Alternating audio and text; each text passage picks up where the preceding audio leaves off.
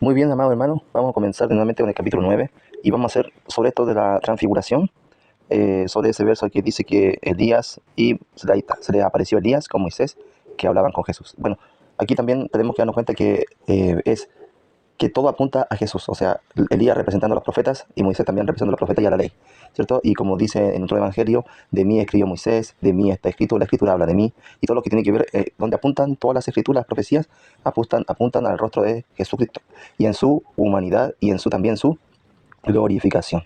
Entonces, también lo vemos en Lucas 24, que también dice, oh tardos insensatos para comprender todo lo que han dicho los profetas. Y les abrió las escrituras y les dijo, y le empezó desde Moisés, luego los profetas, luego los salmos, de todo que hablaban de mí, dice el Señor Jesús, y que era necesario que el Cristo padeciere y resucitare y entrar en su gloria. Entonces, todo esto tiene que ver con eso. Bueno, para confirmar eso, vamos a ir aquí Nuevo Testamento, buscar Lucas, y vamos a buscar esa palabra, insensatos o insensatos y tardos de corazón para comprender todo lo que los... Ahí está. Lucas 24:25, un número muy fácil para memorizar. Para creer todo lo que los profetas han dicho, no era necesario que el Cristo padeciere estas cosas y que entrara en su gloria. Y comenzando desde Moisés y siguiendo por todos los profetas, les declaraba en todas las escrituras lo que de él decía. Entonces, esto tiene que ver con eso, para que tengamos en cuenta, ¿cierto? Ahora, como era cortito eso, vamos a seguir con el capítulo de Marcos, capítulo 9. Lo que tiene relación con nosotros es ya del verso 30. ¿Quién es el mayor? Pero antes que eso, la introducción, ¿cierto?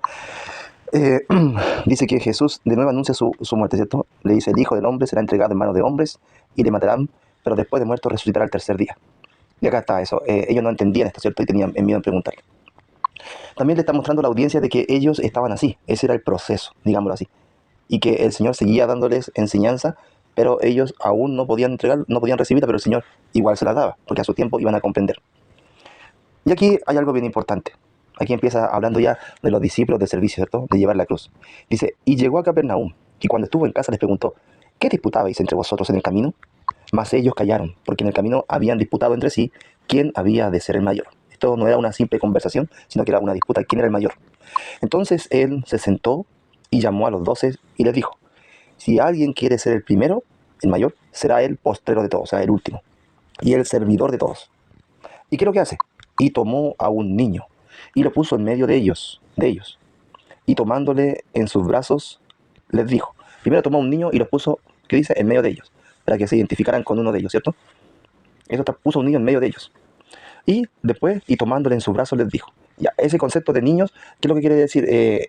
Porque el niño era muy menospreciado. Era muy menospreciado en la cultura judía, digámoslo así, que no era como un maestro, no, era un niño que estaba en un aprendiz. Y además de eso, que un niño se juntara con un maestro le manchaba la reputación. ¿A quién? Al maestro. Le manchaba la reputación, o sea, como un maestro va a estar enseñándole, tiene a un niño de discípulo, por decirlo así. ¿Se entiende? Entonces es como mancharse la reputación según quién, según el sistema religioso rabínico del que estaban ahí. Bien, entonces él llega y ese es el contraste que está hablando. Eso es el sentido de lo que se está escribiendo. Y por eso que él dice, el que reciba en mi nombre a un niño como este, me recibe a mí. Y el que a mí me recibe, no me recibe a mí, sino al que me envió. O sea, ¿qué está diciendo? Que está hablando de eso, de que ¿quién será el mayor? El último. Y el último es un servidor de todos. Y tiene que empezar a quién? A servir a los más pequeños. Dice, como un niño, dice, el que recibe mi nombre a un niño como este, me recibe a mí. ¿Se da cuenta? Es hablando de los niños, porque los niños como eran menospreciados. Ahora, aquí está hablando de eso, de que no se van a manchar la reputación ellos. No se van a manchar la reputación.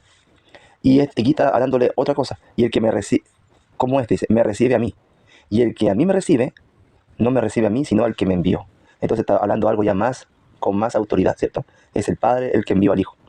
Entonces aquí están hablando de que ese acto de recibir a las personas, a cualquier menospreciado, es un acto de que es del Padre, porque el Padre es el que ha amado al mundo y quiere manifestar su amor para con todos, sin excepción.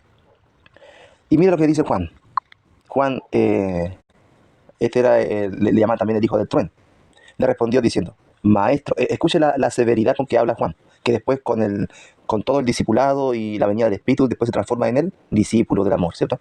Mira lo que le dice. Juan le respondió diciendo, maestro, hemos visto a uno que en tu nombre echaba fuera demonios. Este ya no era un niño, esto ya era a uno, ¿cierto? A una persona. Pero Él no nos sigue, pero Él no nos sigue. Y se lo prohibimos, porque no nos seguía. O sea que aquí hay un celo de Juan, un celo humano, un celo carnal, ¿cierto? En relación a Jesucristo, ¿cierto? Un ser humano, un celo carnal. ¿Y por qué? Porque incluso se lo llegó a prohibir. No, tú no hagas eso. Tú no, le dijeron, tú no. Nosotros somos los discípulos, tú no. Tú no invocas el nombre de Jesús, para ti está prohibido. Nosotros somos los discípulos, porque tú no nos sigues. Ese era el sentido.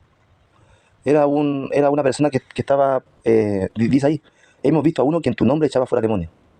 Era una persona que estaba echando fuera demonios en el nombre de Jesús. Entonces, pero ellos se lo prohibieron.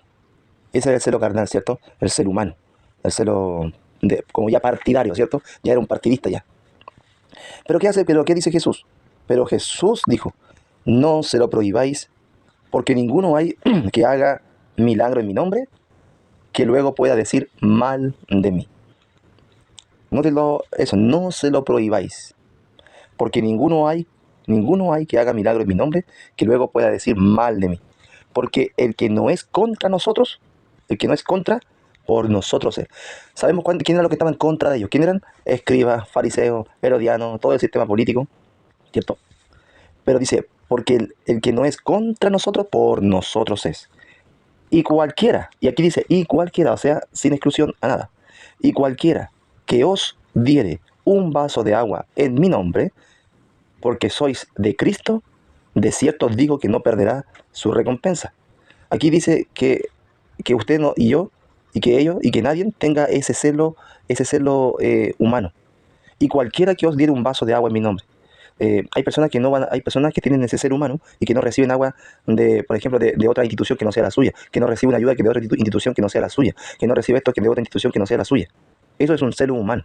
Y aquí dice, y cualquiera que os diere, cualquiera, incluso el menos pensado que usted tiene a su lado, un vaso de agua en mi nombre, porque soy de Cristo, os digo que no perderá su recompensa. O sea que está hablando hasta del servicio mínimo que puede hacer una persona en el nombre de Jesús. Esto es para nosotros y para ellos que estaban comenzando en la iglesia, porque en ese tiempo es que tenemos que darnos cuenta de que aquí le está hablando a judíos y a gentiles que están siendo uno solo, un solo cuerpo. Y los judíos son como el aceite, y los gentiles, que son todas las otras naciones, son el agua. Y el agua y el aceite no se pueden unir con el celo de la carne. Entonces, por eso es que tiene que salir la cruz que nos enseña a morir a todo eso, y porque el Señor ha hecho un solo pueblo, ni de agua ni de aceite, sino que un solo pueblo. Podríamos llamarlo algo, otro líquido, ¿cierto? Un solo pueblo. Pero que no tengamos ese celo ni de uno ni de lo otro, sino que es un celo más bien del amor. Pero que en el amor no hay celo, sino que el amor ama. Bien, vamos a seguir, esto lo vamos a dejar hasta aquí y vamos a cortar el video para seguir con el otro verso, con el 42.